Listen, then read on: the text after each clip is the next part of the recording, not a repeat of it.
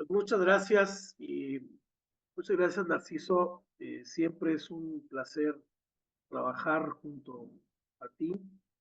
Y también, pues veo que hay muchísima gente, yo ya ahorita mientras hablaban, explorando nombres y demás, y sí, efectivamente, como bien me decías, pues hay una variedad muy interesante de, de orígenes, de géneros, y eso está padrísimo.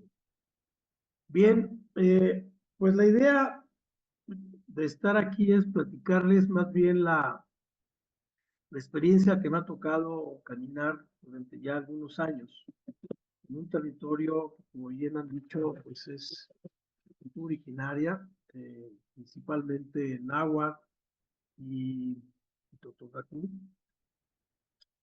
y que pues he transitado pues varias temáticas porque así es el territorio, ¿no? Tiene muchas complejidades, muchas vetas por donde trabajar y la verdad es que no puede uno solamente dedicarse a una sola cuestión porque te van jalando hacia un lado y hacia el otro, ¿no? Y ese es uno de los grandes retos cuando uno trabaja en un territorio, ¿no? Que no puedes solamente decidir, voy a trabajar solamente sobre el agua, sino acabas trabajando con todo, ¿no? Porque además, al estar en un territorio, acabas siendo miembro de muchas organizaciones, de muchos momentos, etcétera, ¿no? Entonces, a lo único que no le entras es al tema de la política, y ese es un tema bien por por postura ideológica, ¿no? Es decir, he aprendido a mejor no meterme en asuntos de los partidos políticos, aunque ha habido dos o tres intentos de invitaciones, a los cuales no he aceptado y creo que ha sido una buena decisión porque me permite tener diálogo mucho más transversal con todos los actores locales, ¿no? Yo tengo, efectivamente, como bien dice Narciso, muchos años de vivir en Cuetzalan, digamos, de ir y venir casi 40 años y de estar ya prácticamente tiempo completo ya por lo menos 8 o 10 años. Y bien, déjenme ver, voy a compartirles mi pantalla para empezar a ver, déjenme ver aquí, ¿dónde está? ¿Dónde está? Aquí está. Eh, ¿Alcanzan a ver la pantalla ahí? Todavía no. Ya. Ya. ¿Ya listo? Bueno, pues cuando me preguntan, Narciso, ¿cómo vas a ponerle a tu plática? Pues no la pensé mucho, la verdad, y dije, bueno, pues si este grupo trabaja con el tema del agua, pues evidentemente tendríamos que empezar desde ahí, pero me parece que hablar del agua como un gran catalizador para la defensa del territorio, me parece que es lo que realmente ha ocurrido. Y eso es lo que les voy a platicar, ¿no? Es decir, cómo ha ido construyéndose a partir del agua una defensa del territorio, pues yo diría que bastante exitosa, por lo menos durante 12 o 15 años, y que hoy por hoy se ha convertido en un referente, no solamente a nivel nacional, sino a nivel internacional, por varias cuestiones. La primera es por una organización social muy poderosa, perdón, que se llama la Tocepa Antitatanisque, que significa Unidos Venceremos, que ya tiene 45 años, algo así de haberse constituido en el territorio y que tiene una enorme influencia no solamente en un municipio de Coachalán, sino en veintitantos municipios entre el estado de Puebla y Veracruz. Este es un mapita que quiero mostrarles y que es, digamos, el área de donde estamos trabajando, que tiene que ver precisamente con los límites entre Veracruz y Puebla, o en lo que le llaman la Sierra Nororiental. Es un lugar que está más o menos de la Ciudad de México unas 6 horas y de aquí, de la Ciudad de Puebla, más o menos como unas 3 horas, ¿no? Y es una sierra muy sinuosa ya lo comentaba Narciso, de origen kárstico, de una gran dinámica geológica, y que además, por ser una vertiente que va hacia el Golfo, va desde los 2000 metros sobre el nivel del mar hasta prácticamente el nivel del mar, ¿no? En una fracción del territorio muy pequeña, lo cual hace que tengamos caídas muy fuertes en términos altitudinales. Entonces tenemos desde los bosques templados en la parte alta hasta los mesófilos y selvas medianas en la parte baja, bastante alteradas ya, o bastante modificadas, porque hay una enorme presencia de culturas y de actividades desde hace muchísimos años. Y que además tiene una enorme riqueza en términos de agua. Ahí llueve donde estamos más o menos 4.500 milímetros al año, lo que significaría 4,5 metros de agua lo que llueve, y que todo eso corre hacia la vertiente del Golfo, lo que sería la cuenca del Tecolutla, ¿no? Que es una de las cuencas más importantes del país, pero bueno, esa cantidad de lluvia hace que tengamos una vegetación muy exuberante. Es una zona francamente cafetalera desde mediados del siglo XIX, y una apropiación muy interesante de estas especies que fueron introducidas desde la época de la colonia. La caña, que ya veíamos un video de cómo se hace en la panera, el piloncillo, no sé cómo dirán las partes en Brasil, no sé cómo le llaman, pero hay una suerte de apropiación de este cultivo, para, digamos, evitar las grandes siembras, ¿no? Industriales, a pasar a ser parte de los hogares, parte de alrededor de las casas. Allá le llamamos calcintan, que es lo que está alrededor de la casa, junto a la casa. Calta es casa, cintla significa junto a. Y el asunto del café, ¿no? Que dicho sea de paso, lo que pasó con el café allá es que constituyó fue apropiada, pues, a través de policultivos. Entonces hoy un cafetal allá, pues son cafetales de sombra, son cafetales donde siembra plátano, papaya, pimienta, etcétera, canela. Entonces, en realidad, los cafetales son policultivos, que es parte de la manera en que la gente siembra allá. Bien. Empezaré diciendo esta gran tensión que existe entre los pensamientos dominantes, basados en la visión tecnocientífica, que nos ha llevado a construir sistemas productivos de alta eficiencia, a pensar que solamente hay una sola verdad, y que hemos desplazado este pensamiento simplificador, reduccionista, nos ha desplazado a los otros saberes, que hoy perviven a pesar de que han recibido enormes presiones por este pensamiento dominante, en donde pues todo lo que no está dentro de este marco de pensamiento pues es falseado o no se le considera como verdad, se le llama mitos, ¿no? Inclusive se habla de la mitología, ¿no? Se habla de las otras maneras de pensar que siempre son excluidas, ¿no? Y que la realidad de las cosas es que un gran número de habitantes de este país y sobre todo América toman decisiones a partir de los otros pensamientos y no necesariamente a partir del método científico, ¿no? Y esta es una idea, lo que les presento, que tiene que ver cómo se construyen los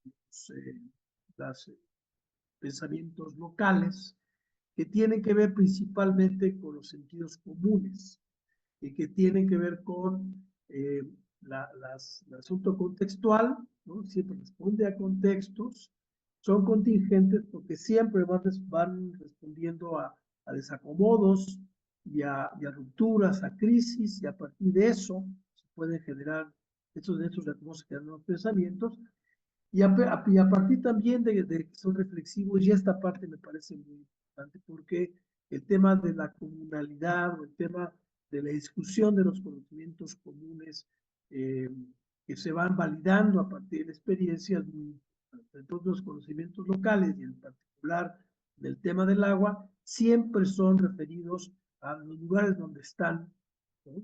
Inclusive el tema de la toponimia obedece a ese asunto, a estas crisis, tensiones, necesidades que se van haciendo y que van construyendo nuevos conocimientos y van transformando el paisaje, y a partir de ciertas, digamos, actividades productivas, actividades de acomodo, inclusive expresiones de tipo sagrado, en donde hay lugares que son considerados como tal, como sagrados, y están muy ligados al tema del agua. Y la otra es que siempre son defendidos por las comunidades, ¿no? Y que son entendidos como parte del conocimiento local, y que inclusive tienen una suerte de ritualidad, ¿no? Siempre colectiva y siempre obedeciendo a estos momentos en el año en donde todo el mundo se junta alrededor de ese manantial o de esa fiesta para celebrar en comunidad. Y la otra es que, pues sí, efectivamente hay parte de lo que sería la visión más cosmogónica de los conocimientos locales.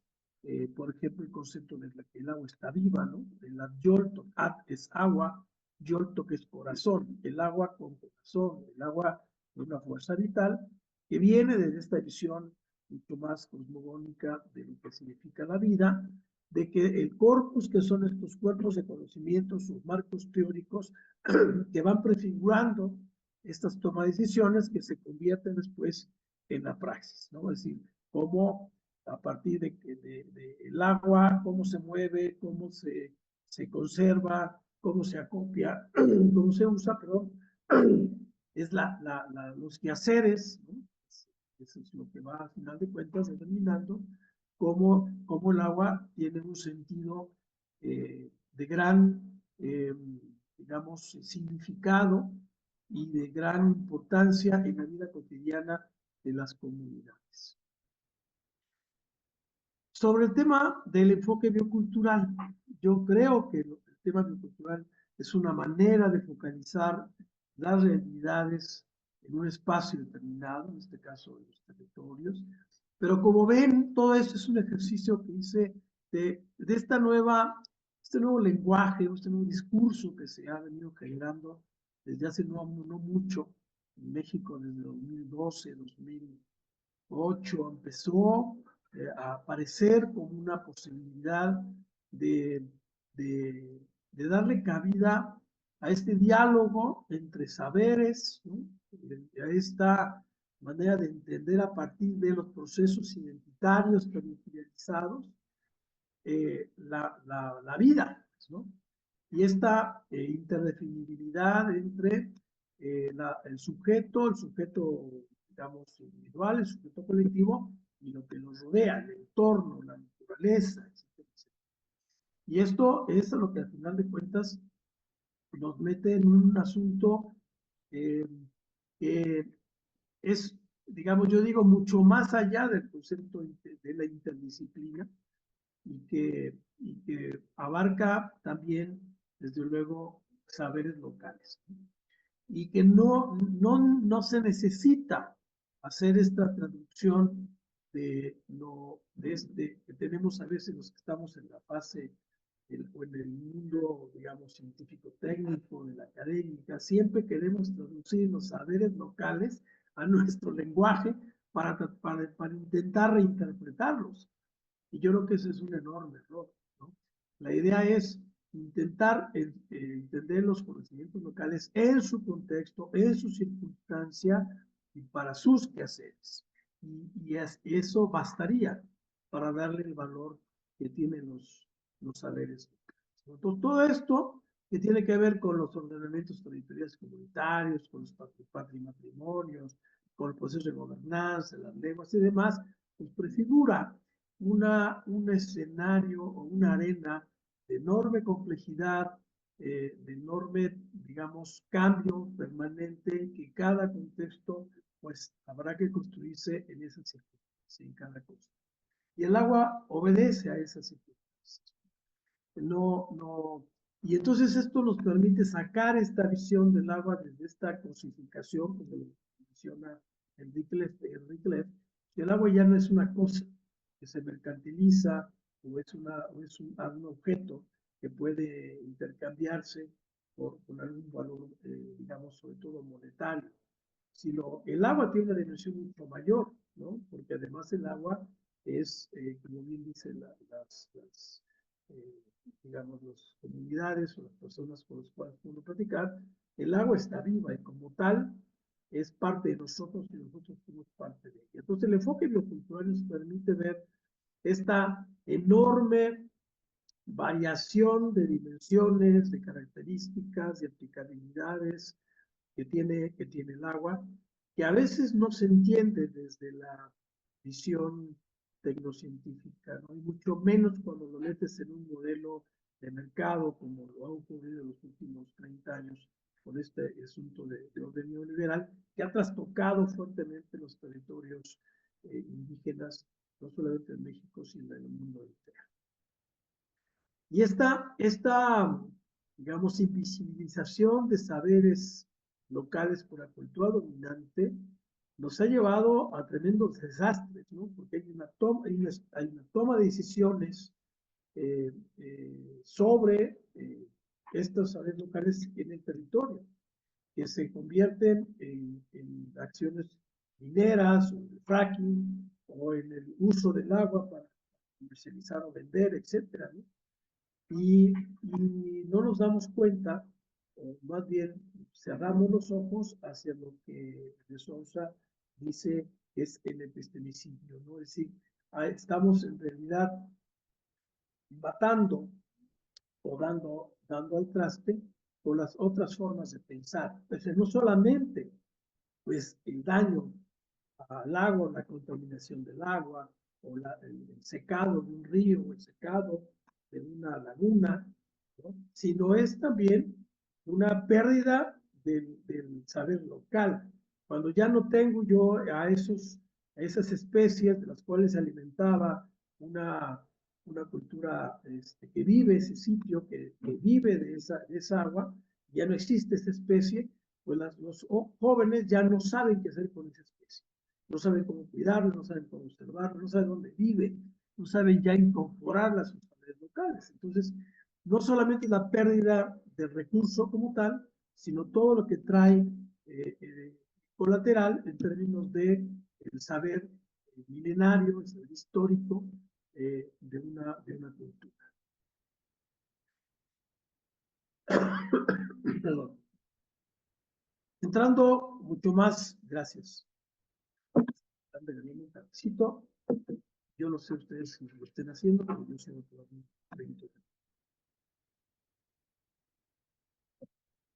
Gracias.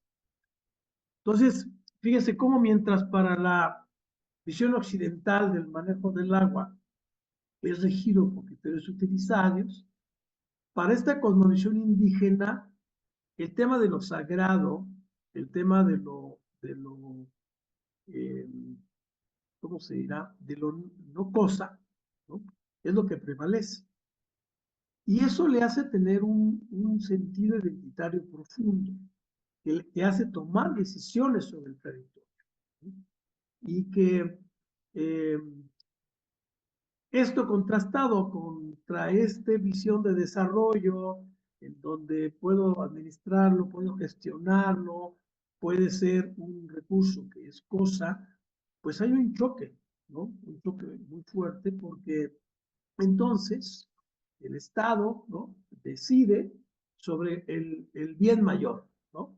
Y el bien mayor es que yo necesito represar esta agua que está en esta cuenca porque hay un enorme potencial para producir electricidad, ¿no? Y porque esto va a necesitar a tantos millones de personas. Entonces, utilizar estos criterios, ¿no? Utilitarios de que yo tengo que destruir esto porque va a haber beneficio para otros millones de personas que están viviendo en una ciudad que ni siquiera conocemos, ¿no? Y que está a muchos miles de kilómetros de distancia, o que voy a generar electricidad para poder echar a andar la industria o echar a andar áreas de esparcimiento, etcétera, pues es un sinsentido, porque en realidad estoy matando, estoy digamos, eliminando una posibilidad de vida que estaba antes de este famoso progreso. Y es en lo que nos estamos enfrentando en la Sierra Oriental, al tener una enorme cantidad de agua y una enorme riqueza en términos de biomasa y de especies, ¿no? Estamos siendo asediados desde hace muchos años por las grandes empresas y por los gobiernos insensibles que nos han puesto con leyes como la ley minera en manos de gente que no tiene escrúpulos, ¿no?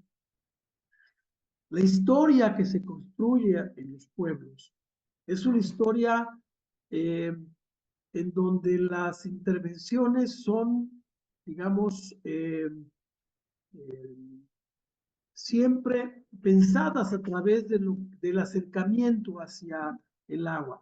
El concepto de la fuente, esto que ven aquí, es una de las primeras fuentes, o la primera fuente de Cochalan a finales del siglo XIX, que es de un manantial que es el manantial Achinta, agua, Cinta junto a, es un manantial cerca de la comunidad, que lo que hacían era acercar el agua, el manantial, el APA, ¿no?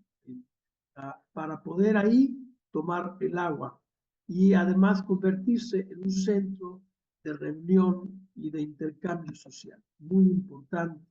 Y como los ameyal, donde la gente lavaba, las mujeres lavaban el agua, era un sitio más allá de hacer el tema del lavado y la cuestión del agua, era donde la gente se comunicaba y donde la gente hacía su acción social y se encargaba de pasarse las noticias. Entonces, fíjense cómo el agua se convierte, ya no es un tema solamente de que necesito tomar agua porque si no me muero o para hacer comida, sino el agua como un gran atractor o un gran catalizador social que permite o permitía, a partir de eso, cuando me voy a bañar, cuando voy a lavar, cuando voy a ir por el agua, ahí me voy socializando y veo que quién está ahí, que existe, qué pasó con su familia, etcétera, etcétera. Entonces, estas cuestiones de tipo icónico son muy importantes, pero también el agua es una fuente de poder. En esta fuente, si ustedes ven, tiene un obelisco, no sé si lo alcanzan a ver en la parte alta de la fuente. Ese obelisco resulta que es un símbolo masón. ¿Quiénes son los masones? Los masones son un grupo de personas que se forman, se preparan alrededor del poder, ¿no? Y que tienen una enorme influencia, o tuvieron una enorme influencia en la política mexicana después de la revolución, o digamos, previo a la revolución, de hecho, ¿no? Entonces, estos símbolos masones, que es una torre, puede ser una torre, puede ser un obelisco, son símbolos de poder. Los mestizos del siglo XIX ponen un símbolo masón de poder en la fuente. Vean el significado, no solamente para la comunidad indígena, sino también para los mestizos los primeros mestizos que llegan a ocupar una comunidad indígena a finales o mediados del siglo XIX, ¿no? Este símbolo masón es una suerte de decir, aquí está el poder que ya llegó a colonizar este espacio. Muy interesante. La otra es cómo se construyen los territorios a partir del agua. El agua es digamos, un atractor de procesos civilizatorios históricos. Y en el caso de la Sierra Oriental, toda la toponimia y toda la población se construye a través del agua. Esto que ven aquí es un listado de poblaciones o de lugares del municipio de Cochala que están ligados al agua. Más o menos, entre 35 y el 40% de los lugares en nombre náhuatl que están identificados en el territorio tienen que ver con el agua, ¿no? Por ejemplo, Ayotzinapan. Ayotzinapan quiere decir manantial de tortugas, o Papatapan, el manantial de la Papatla, Chicuila, donde se aplica el agua, etcétera, ¿no? Entonces, fíjense cómo el agua construye territorio, ¿no? Y el territorio es construido con el agua, a partir de sus usos, sus experiencias, sus riesgos, sus peligros, etcétera. De hecho, por ejemplo, el agua, hay agua en las culturas originarias, agua hombre y agua mujer, ¿no? Por ejemplo, Siguame, el Siguameat es el agua blanca, ¿no? El agua mujer, es el agua buena, es el agua clarita. Y el agua Atatome es el agua oscura, negra, profunda, es un agua de peligro, es un agua de riesgo, en las cuales la gente no se mete. Entonces hay una expresión también en términos de los riesgos, o de lo bueno, de lo malo. Y el agua es eso. El agua es una compañera permanente en la vida cotidiana y por lo tanto constructor de territorio. Esto que ven aquí es una representación gráfica a partir de, digamos, muchas charlas con personas, hombres y mujeres locales, sobre cómo entienden el ciclo del agua, cómo entienden el agua y por qué el agua está viva, ¿no? Y pueden ver cómo este ciclo es pues, una interpretación libre sobre lo que pude de alguna manera entender, cómo el agua, digamos, el mundo, la tierra está sobre agua, el At, ¿no? Y ese mundo que está sobre el agua tiene las famosas Ostomé, que son las grutas, que es la entrada al Taloca. El Taloca es como el otro mundo, es la otra dimensión. Es como, pues hay otras personas y otros animales ahí, y que es en la parte, le llaman inframundo, pero digamos la connotación de inframundo es muy judío-cristiana, pero bueno, digamos que está ahí, está abajo, pero es la entrada a esa otra dimensión. Y en la parte de encima, que es el Tactipa, que es la tierra, ¿no? Podemos encontrar la vida.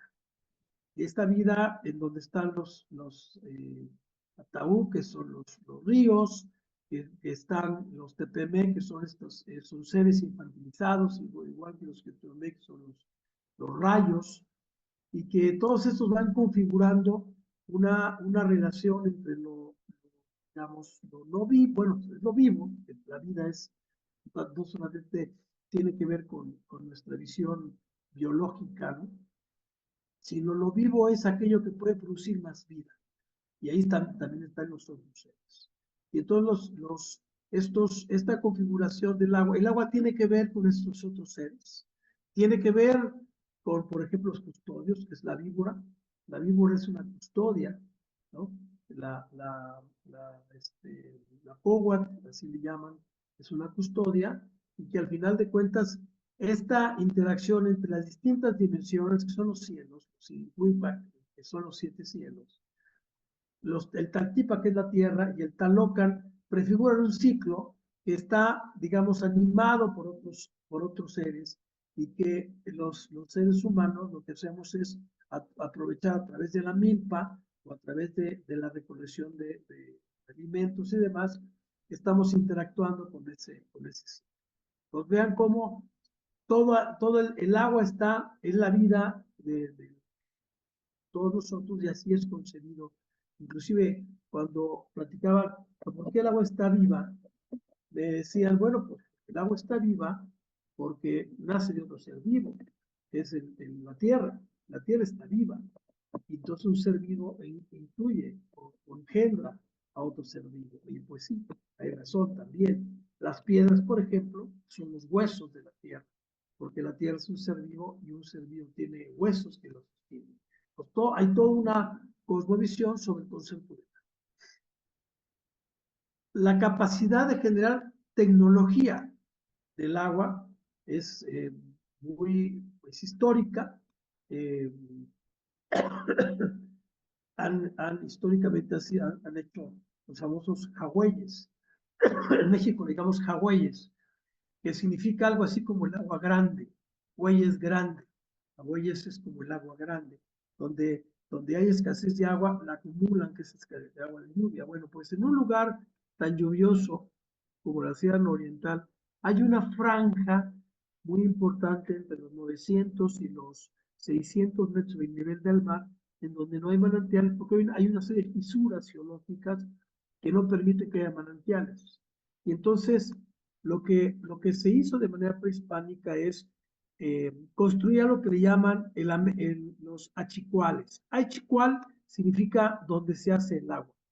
Y estos puntos que ven aquí, que son los puntos de color, esas banderitas que ven aquí, son precisamente esa franja entre los 900 y los 600 metros del nivel del mar, en donde tenemos identificados aproximadamente 300 achicuales, que son estas pequeños como hoyos en el suelo, en donde captan el agua pluvial que les dura por lo menos la época de estiaje, entre 2 y 3 meses, que va de marzo, abril y mayo más o menos, que es cuando es la época de estiaje, que llueve bastante menos y que, digamos, los manantiales que son intermitentes se rompen y no hay agua. Entonces, esta es una tecnología prehispánica que aún en la fecha de hoy sigue existiendo.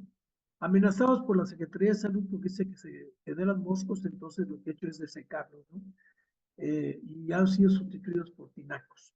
Pero hay toda una tecnología de impermeabilización, de captación de agua que les dura más allá de la época de estiaje y que además se convierten en nodos de generación biológica muy importante porque son humedales pequeños junto a la casa donde atraen a la tortuga, atraen a las ranas, y eso genera un pequeño nicho, un pequeño nodo para que vivan. Ahí tenemos una imagen en la parte superior izquierda de una chicual. Los Zapamec son lugares sagrados. Estos lugares sagrados son celebrados. Se pone una cruz. La cruz es una suerte de sincretismo entre esta cruz prehispánica y la cruz cristiana colonial, en donde la cruz es una evocación a los 4 puntos cardinales y en el centro está el sol. Y además siempre es pintada de color azul. Y todos los manantiales o cajas de agua es posible encontrar esta cruz con un gran significado, digamos, hoy judío-cristiano, pero históricamente desde época prehispánica. Y es una manera de proteger los manantiales. Cada manantial es un lugar sagrado y así es, digamos, considerado. Y cada manantial tiene su celebración. De hecho, el 3 de mayo hay una celebración en los manantiales en donde se hacen oraciones, se hacen una serie de ofrendas para, digamos, pedir que siempre tengan esa agua disponible. La historia del agua es muy interesante. La historia del agua en Sierra Oriental y en particular de Coachala, porque nos da cuenta del conflicto, es decir, la historia del agua se escribe a partir de los conflictos de acceso al agua. Entonces, digamos, toda esta historia que ven aquí descrita, que son prácticamente del siglo XIX, a la fecha, da cuentas de cómo están documentadas en las actas de Cabildo. Digamos, no pudimos acceder a información anterior porque hasta ahí llegaban los registros. Pero es muy interesante cómo el agua está permanentemente en conflicto, en lucha, es solicitada para hacer el tema del café, por ejemplo, rompe un poco el tema del paisaje biocultural, porque empiezan a aparecer, desaparecen los bosques mesófilos y empiezan a aparecer los cafetales, y se construyó uno de los primeros beneficios a nivel de América Latina de café movidos por agua, por medio de plantas Pelton, etcétera, ¿no? Para generar electricidad en principios del siglo XX, finales del XIX. Por eso generó un conflicto muy importante, porque esa agua que se utilizaba para beber por la población fue cooptada por los que tenían sus beneficios de café, ¿no? Y de hecho eso le costó el puesto a un presidente municipal por defender a la población, se llama el conflicto de la tablita, porque la derivó en una sequía hacia el pueblo, y el gobernador mandó destituir al presidente municipal, porque resulta que el dueño de ese beneficio era amigo del gobernador, ¿no? Eso pasa. Entonces, esto que ven aquí es una historia de vida de lo que serían las etapas de la gestión del agua desde la época, digamos, antes del siglo XIX, ¿no? En donde la gente iba hacia los manantiales a obtener el agua, hasta la introducción del agua a la población. Y hay un hecho muy importante, digamos, a finales de los 90 del siglo pasado, en donde las comunidades toman el control del agua de sus poblaciones, porque el municipio no se vio rebasado en el suministro de agua, y entonces las comunidades se organizaron para poder tener el agua en sus comunidades. Y eso fue un hecho muy importante, es un parteaguas en términos de la gestión local, porque las propias comunidades, a través de comités de agua, logran constituirse de manera autónoma del ayuntamiento para empezar a suministrarse agua. Entonces generan brigadas, y a partir del concepto de faena o ayuda mutua, son los que mantienen hasta la fecha los sistemas de agua potable, con muchos problemas técnicos, pero el 95% de la población de Cochalan tiene agua en sus casas, y eso es un hecho muy, muy importante. Hoy el problema de la amenaza de los megaproyectos sobre el tema de las mineras y el fracking ha sido una lucha muy importante, que ahorita voy a pasar a eso. Los sistemas de agua, perdón, una disculpa. Los sistemas de agua tienen por lo menos 5, digamos, estructuras de organización. La primera es un sistema operador municipal, que está, digamos, bajo control del ayuntamiento municipal. No sé si ustedes sepan, pero aquí hay en la Constitución mexicana, el artículo 115 de la Constitución mexicana, dice que los municipios tienen la prerrogativa, tienen la obligación de manejar el agua para su municipio, y lo pueden concesionar. De hecho, uno de los problemas más importantes que hoy tienen algunas poblaciones en México es que el agua se concesiona a privados, y hoy es un desastre, ¿no? ¿Por qué? Pues por el tema de cuotas, porque no damos buen servicio de agua. Aquí lo que ocurrió fue que el municipio simplemente dejó de operar los sistemas de agua potable, y entonces las comunidades lo hicieron. Y hoy, por ejemplo, el municipio ha hecho 2 o 3 intentos de intentar recuperar esos sistemas de agua potable, y pues no ha podido, porque hay una enorme organización local. Y les platicaba hace rato que está la TOSEPAN, que tiene más de 45,000 socios. Y aparte, cada comunidad tiene su propio comité de agua, que es regido por asamblea. Entonces están el sistema privado municipal, que solamente opera una parte parcial de la cabecera municipal. Los comités centrales, que son comités muy grandes, que es un solo comité, pues, de hecho, que tiene 18 comunidades, tiene casi 20,000 usuarios, y es operado única y exclusivamente por las comunidades, ¿no? Él está, digamos, es miembro también de ese comité, el ayuntamiento, pero realmente no está ahí de papel, no figura. Los que operan son realmente los ciudadanos. Hay comités comunitarios locales, que son más o menos como 50 y tantos comités en todo el municipio, entre 50 y 60. Siempre hay esa discusión de cuántos hay, pero más o menos, entre 50 y 60 comités. Están los comités o grupos de usuarios, cuando son 4 o 5 casas, ¿no? Que comparten un escurrimiento, un manantial, y pequeñas comunidades que no tienen comité, ¿no? Que más bien son usuarios independientes que toman el agua de alguna escurrentía cercana a sus hogares, ¿no?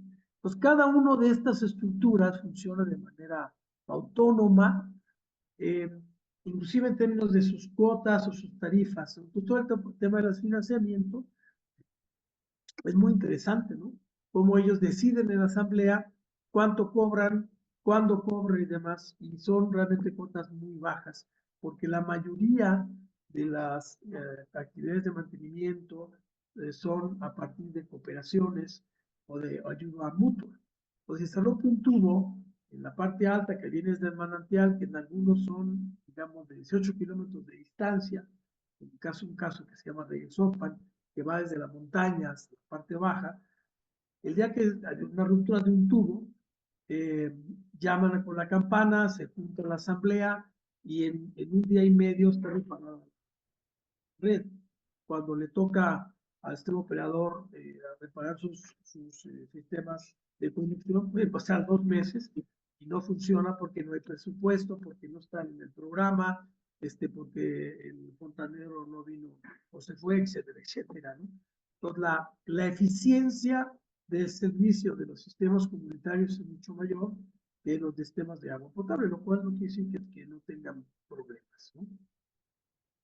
Es un comparativo entre una operación de un sistema municipal y un sistema comunitario, ¿no? Es decir, un sistema municipal, pues depende de la estructura tecnocrática, ¿no? De la propia municipalidad, atienda solamente el 30% de la población, en el caso de Cochala, cuenta con un presupuesto programático, tiene un sistema tarifario ya establecido que tiene que hacer a cabildo, tiene un principio de eficiencia tecnológica, rentabilidad financiera, es decir, no te puedes gastar más de lo que está en el presupuesto, etcétera, etcétera, tiene que pasar por toda una serie de auditorías, etcétera. Y en este caso, los usuarios son considerados como sujetos socialmente pasivos o socioambientalmente pasivos. Es decir, yo pago mi cuota, mi tarifa, abro la llave y tiene que estar funcionando. ¿Qué pasa antes? No me importa, eso no es mi responsabilidad. ¿Qué pasa con un sistema comunitario? El sistema comunitario depende de asambleas de usuarios, que se van reuniendo cada mes y van tomando decisiones sobre su sistema operativo, atiende al 70% de la población, solo cuenta con aportaciones de los usuarios, no tiene otro ingreso, los usuarios aportan cuotas y trabajos de forma de faenas, hay un principio de reciprocidad y respeto basado en saberes locales. Por ejemplo, si hay una viuda que no tiene dinero para pagar, tiene una cuota preferencial y en el caso de que haya quedado una faena ya puede mandar, por ejemplo, un alimento para los trabajadores, ¿no? Para que, o puede dar una cuota mínima para que pueda tener el agua, ¿no? Pero a nadie se le quita el agua, que es una cosa muy, muy importante. Y entonces aquí en realidad lo que tenemos son usuarios como sujetos socioambientales activos, es decir, se ocupan desde la toma hasta la llegada a las casas de lo que es lo que ocurre con el agua. Y entonces hay una diferencia muy importante porque además aquí en el sistema comunitario sigue prevaleciendo la idea de que el agua está viva, a diferencia del sistema municipal en donde el agua es una cosa, ¿no? Y aquí, pues, digamos, eh, es lo mismo de lo anterior, un poco más desglosado, de cómo opera uno y cómo opera otro en términos de instalación, de operación, de tarifas, quién es el responsable, del personal, de la gestión de los recursos, de la autorización de las tomas, etcétera. O sea, en un sistema comunitario tampoco puedes llegar y te conectas porque quieres. Tienes que pedir permiso a la asamblea, decir para qué la vas a querer, y además tienes también la obligación de dar faenas en la comunidad, además de que ahora. ¿Qué ha ocurrido con el tema de las amenazas en el territorio donde está involucrada el agua? Bueno, el ordenamiento territorial que se construye o se hace en el 2010 surge de un problema con el agua. En la parte alta, en la parte sur del municipio, se quiere instalar un proyecto no autorizado de una zona, de un parque ecoturístico, meten máquinas, dañan una de las conducciones, echan lodo y empieza a llegar lodo a las casas de 18 comunidades en la parte baja. Se organizan, paran la obra las comunidades, obligan a la presidenta municipal a que la clausure y solicitan de urgencia un ordenamiento territorial que se elabora con el apoyo de la UAP y se constituye un ordenamiento territorial a partir de un conflicto por el agua. Y eso fue un acto muy importante, es decir, son las comunidades organizadas las que dicen, momentito, esa agua ya está destinada y además estás construyendo en mis zonas de manantiales. Pero fíjense cómo no es la autoridad municipal, sino son las comunidades organizadas los que lo paran. La otra es los fenómenos, otro de los hechos importantes es que estamos en una zona de enorme fragilidad ante huracanes y deslaves, ¿no? Entonces, es la comunidad la que está al pendiente de que no, esos deslaves no se hagan más grandes, de que las cargas no generen un riesgo y demás. Y es entonces la organización social la que está al pendiente del territorio.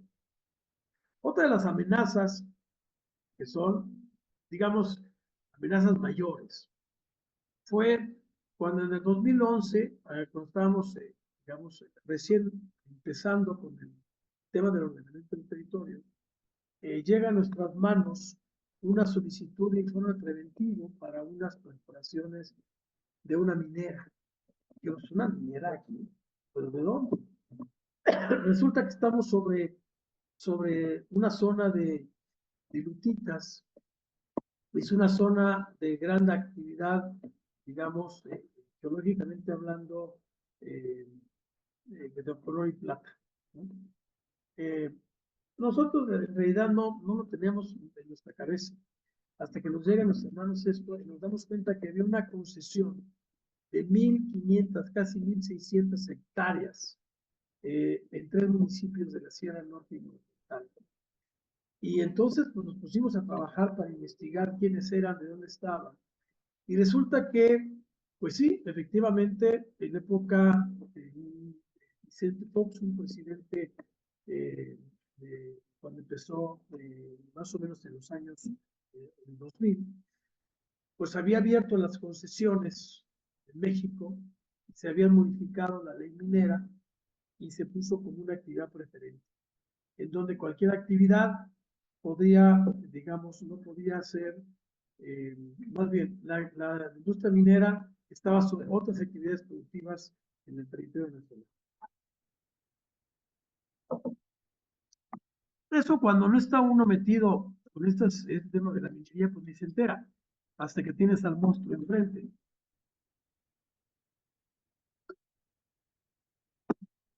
Y entonces nos dimos a la tarea de buscar información y demás, y empezamos a tratar de convocar a las comunidades para informarles sobre este conflicto.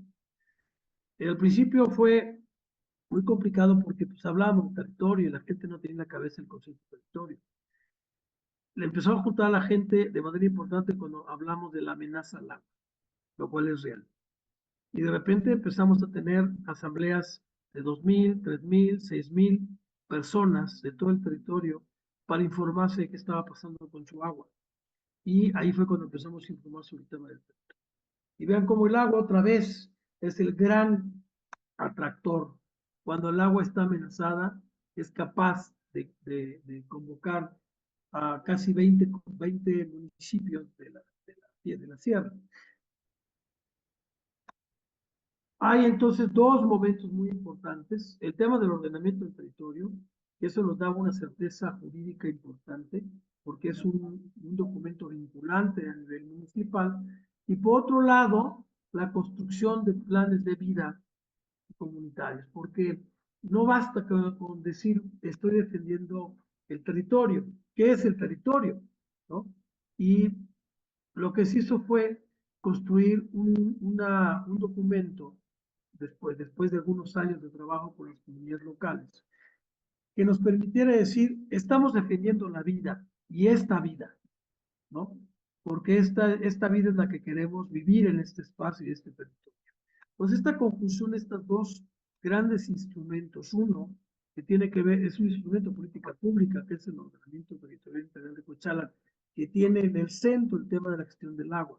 Y por otro lado, el plan de vida del pueblo Masehua, Totonicue y Mestiza, que tiene en el centro la vida, y la vida ligada evidentemente al agua, dio una enorme certeza para poder, digamos, defender el territorio. Uno, publicar el diario oficial del Estado para hacerlo legal, que está basado en el uso del suelo, y el otro que está basado en una declaratoria sobre lo que significaban los patrimonios bioculturales locales.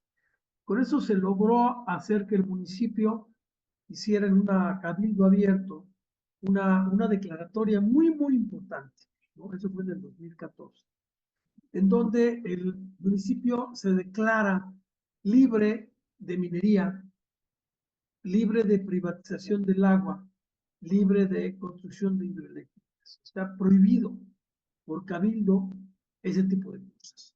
Y es otra vez el agua la que mueve ese tipo de requerimientos. Obviamente el municipio no quería, pero la presión, digamos, comunitaria, la presión social fue de tal magnitud que fue obligado a hacer esta declaratoria, que fue la primera, es el primer municipio en México que por voluntad propia se declara libre de ese tipo de amenazas. Se generó una agenda de trabajo en donde el tema de el Consejo Masehua del Agua, los comités comunitarios, el Consejo Altepe Tacpiani, que es el grupo demandante a la minera, porque donde se tiene que generar un sujeto político, un sujeto jurídico para proceder la demanda, se pudo conciliar a 3 municipios de las culturas Masehualmeo, Totonicue y Nahua, para poder hacer un sujeto político que puede hacer una demanda, que duró 7 años esa demanda, que hoy por hoy fue ganada. Y hoy no tenemos ya más concesiones mineras en el municipio, ¿no? Como parte de la Asamblea. Se han generado aproximadamente, estábamos en la 38ª Asamblea Comunitaria. Tuvimos un pequeño periodo de 2 años por el tema de COVID. Ahorita llevaríamos ya 40 y 50, 40 y 45 asambleas. Cada 2 meses nos reunimos en distintas comunidades para tratar el tema del territorio, el tema del agua, el tema de las demandas de las mineras, etcétera, etcétera. Es una fiesta, es una celebración en donde el papel de las mujeres ha sido muy importante, por cierto. Y el Comité Altepe Tapiane es avalado por una asamblea de casi 6,000 personas en una comunidad que se llama Zacatipan.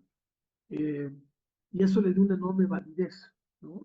Jurídica para poder ser reconocido como un sujeto jurídico para eso. Hoy por hoy está haciendo el Consejo Altepe Tapián, se está preparando otro asunto ligado también a temas del agua, por otro tipo de amenazas que están queriendo hacer un acueducto.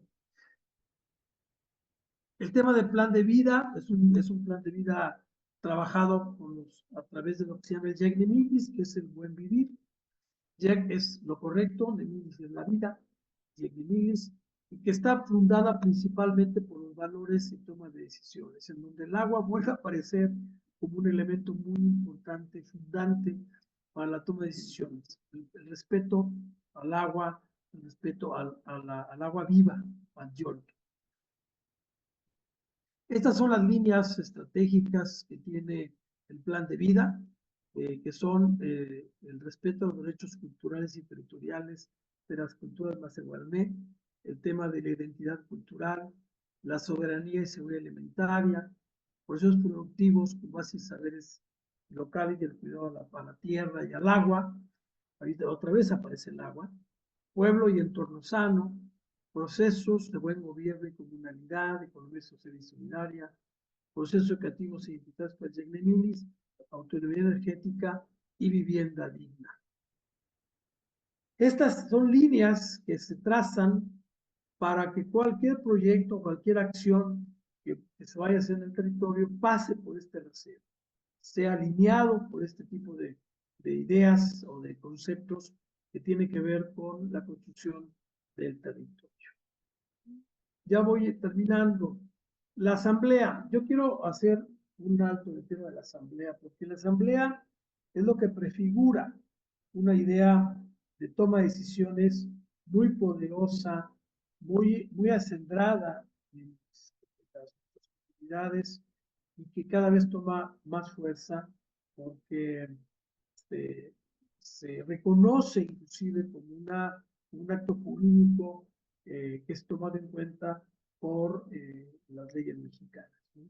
Entonces, es un instrumento de toma de decisiones locales en los territorios, en donde estas dos, las figuras de participación y colaboración son muy importantes en estas sociedades, en donde el respeto, la reciprocidad siempre serán el hilo conductor para estas tomas de decisiones.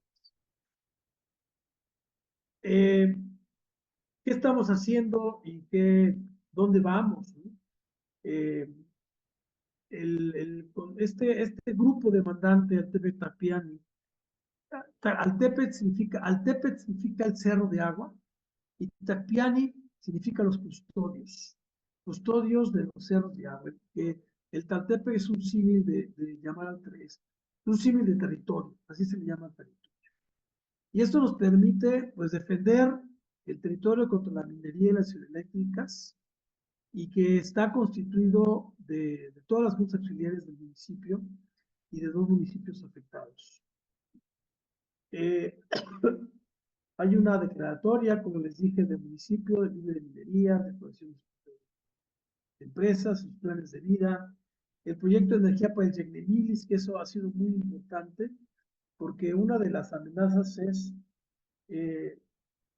esta infraestructura pesada, ajena a lo que que son subestaciones eléctricas que están planeadas para los proyectos y que estas subestaciones han sido frenadas, que inclusive algunos fueron sujetos de demandas por parte de la CFE. Afortunadamente eso fue arreglado ya, pero bueno, había argumentos importantes en términos de los proyectos para que no se instalara, ¿no?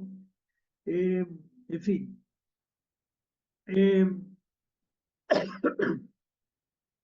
Yo hoy voy terminando. Ya hay una resolución que declara inexistentes las concesiones mineras del territorio.